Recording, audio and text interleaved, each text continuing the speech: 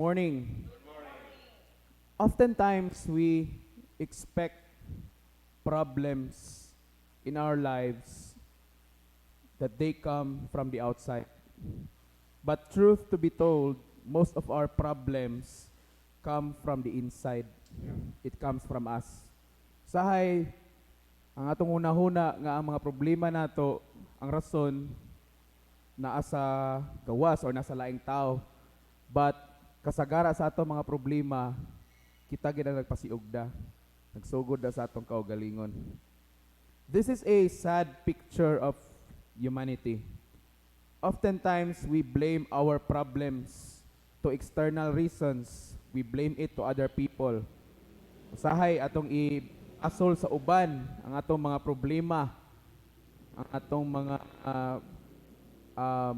sa panang mga struggle. Atong i-asol sa laing tao, asol nato sa lain nga rason. Dili ta mo angkon kita hapon ang hinungdan na problema. And this is really hard to hear. Our problems are hard problems. Our problems are not external, internal. The issue is not outside of ourselves, but inside of ourselves. The issue is not everyone else, but the issue is us. Dili ang problema usahay nato dili tungod sa laing tao, kun dili tungod ra gyapon nato.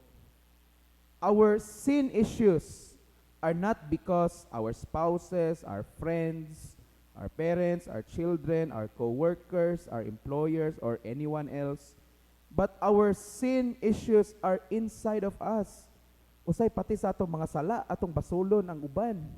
Atungod manggod nimo. Manong naingani ko, nahimo ko ni kay tungod ra gyapon nimo. Di ba? Kung sa magtiayon, mauna kakita kog lain kay ikaw manggod di ka mo pangga manggod. Di na manggod kaglabing-labing nako. Sulon pa ginato ba? Ana ba?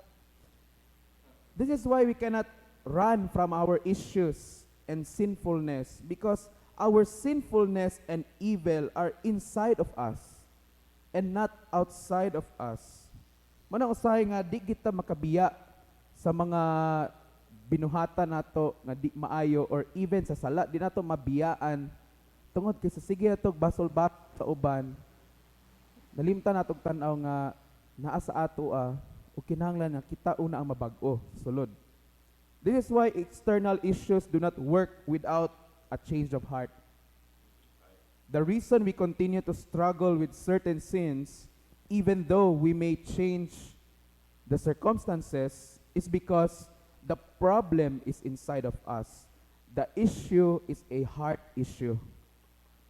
Ang issue say ang atong kasing-kasing, ang attitude. Mao na nga mag-struggle kita. Bisan og mga come up pa ta og mga solusyon nga pwede makapabag-o sa maong sitwasyon. But unless we have a change of heart, kabaguhan sa kasing-kasing, we will never get past dito nato na ma-overcome kana nga mga issues, mga sala. This is also why fixing the externals is not what God is looking for. The external acts are not the problem, but symptoms of the problem. The problem comes from the heart. Getting your life to look right is not what God wants. External and physical actions come from the internal source, the heart. Di ba? Out from the abundance of the heart, the mouth speaks. So nagagikan ginatanan sa atong kasing-kasing. It comes inside of us. Kung nagunahuna gani kag di maayo sa imong kasing-kasing, sure gid na nga mugawas gina sa imuha. Okay? Dili nagikan gawas nga naka-trigger sa imo. Dili nagikan. This is why getting in touch with your feelings, listening to your heart, being true to yourself, or finding yourself is never going to be the answer to your life. Rather, this pursuit will bring you to your spiritual destruction because your heart is the problem. Diba? Ang sa kalibutan niya, oh sige, love yourself. Ana, find yourself, pangitaim ka o galingon. Ana, Bisag unsa pa nimo pangita sa imong kaugalingon, unless wa gid kay kasing-kasing nga andam pag-o, di gid gyapon nimo makit-an imong kaugalingon. Listening to the heart and being governed by the heart is equals to our destruction. Maminaw ganit ta sa atong kasing-kasing ug atong i-allow nga atong kasing-kasing nga mao'y mumando nato. Kagubot gid nay padulngan. Okay? So may giingon sa Bible ana, in Jeremiah 17 verse 9 it says, "The heart is deceitful above all things and beyond cure. Who can understand it?" Saya kinsa may makatukib sa kasing sa tao, walay mulabaw niini kalimbungan ug labihan ni kadautan.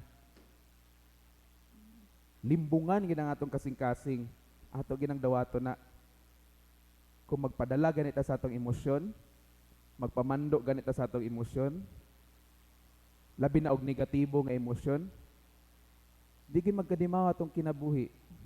Makahimo tag mga dili mao nga mga lihok, makahimo tag mga desisyon nga dili subay sa kabubuton sa Ginoo. So, how would God change hearts? Sa man pagbag-o sa Ginoo sa atong mga kasing-kasing? God would demonstrate His love for us repeatedly. God does good for all people all the time to show the world that He loves them. We are breathing now because God has allowed it.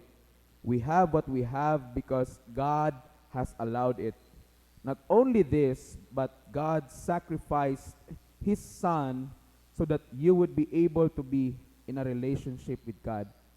The only way nga mabag-o sa Ginoo ang atong kasing-kasing is adlaw-adlaw taniya gipabati nga nahigugma gid sa kanato. Mauna nga ang tanan nga mga maayong butang nagikan sa iya, iyan ang gialaw sa atong kinabuhi aron ma-experience nato ang gugma sa Ginoo. Og labaw sa tanan, iya biyang gihatag ang iyang anak na si Ginoong Hesukristo para kanato aron makabaton ta og relasyon diya kaniya.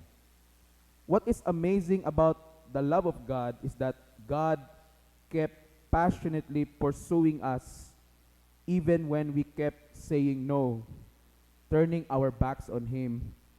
Bisan usay balibaran nato ang Ginoo, talikdan nato ang Ginoo, pero ang gugma sa Ginoo kanunay nga nagagukod nato. Ingana ta ka gihigugma sa Ginoo. He is working to win our hearts through Jesus. Let the love of God melt your heart to hear what He is telling you and what He has done for you. Nga ang gugma sa Ginoo nga unta nga ato nang ma-experience aron ato mahibal-an kung unsay gusto isulti sa Ginoo nato. The world will say what you are going to do. Jesus says, you do what you are. Your actions reflect your heart. Ang atong mga binuhatan nag-reflect kana kung unsay sulod sa atong kasing-kasing. Your words reflect your heart. Kung unsa ang imong mga pulong, kung unsa ka klase nga mag-istorya, kung unsa ang mga pulong nga mogawa sa imong baba, mausab ka na ang sulod sa imong kasing-kasing. Your decisions reflect your heart. Okay? Desire God because He first loved you and gave Himself for you. Draw closer to Him and get to know Him. Only then, as you treasure Him, your heart will be transformed, which will then change your actions so that we can stop the sins that we commit. Diba? Ningon ang Bible nga, for where your heart is, for where your treasure is, there your heart is also. That is why the question today is, unsa man ang atong bahandi, atong kinabuhi. Kaya kung unsa atong bahandi, tuwa sa pangatong kasing-kasing dito. That is why a lot of people today ga-struggle gyud nga mubiya sa ilang mga karaan nga mga binuhatan. Dili tungod kikulang pa ang pagpamuhat sa Ginoo. Wala nagkulang ang Ginoo gyud. Tungod kay lisod kaayo nila i-overcome sa ilang kaugalingon. Og lisod kay nila dawaton nga ang tinuoray nga kabag-uhan magsugod sa ilang kaugalingon gyud. It's an attitude of the heart, di ba? Even in our giving, sa atong paghatag sa atong mga tithes and offering, dili man na tungod kay kanunay tang ginamay-mayan dire. You will be generous, matun-an nimo ang paghatag kung imong tudluan pud ang imong kasing-kasing nga muhatag. Because again, it's an attitude of the heart. Kung tudluan nimo imong kaugalingon or imong kasing-kasing nga dili ka malate, dili gid ka malate. Okay, again, it's an attitude of the heart. It's a change. Whatever we do, whatever we say, whatever decision nga atong paghimuon, it reflects kung kinsa ta sa sulod. That is why ingon ang Ginoo kang Samuel nga, I am not looking at the physical appearance of a man, but I am looking at the heart of the man, ang kasing-kasing. Okay? Because diri makita tanan. That's why in Proverbs 4:23, it says, guard your heart, for out from it comes life. Kaya diha ang sinugdan sa kinabuhi. Okay? Atong gospel ganina, katong gipanganlan nga mga lust, mga murder, okay? Dili man na ingon nga kanang makasal. Ang point is, we do not commit sins tungod sa uban, but we commit sins once i-desire nato sa atong kaugalingon pag magsugod na. That is why the challenge today is, are you willing to change your heart? That is why there's a very beautiful song na my heart, O God, make it ever true. Change my heart, O God, may I be like you. Hinaot nga, we will be like Christ. We will be like God. Nga atong kasing-kasing matransform diya sa iyang gugma. Nga we will feel, we will think like Christ sa atong kinabuhi. Amen ba tayo? Amen. Please stand.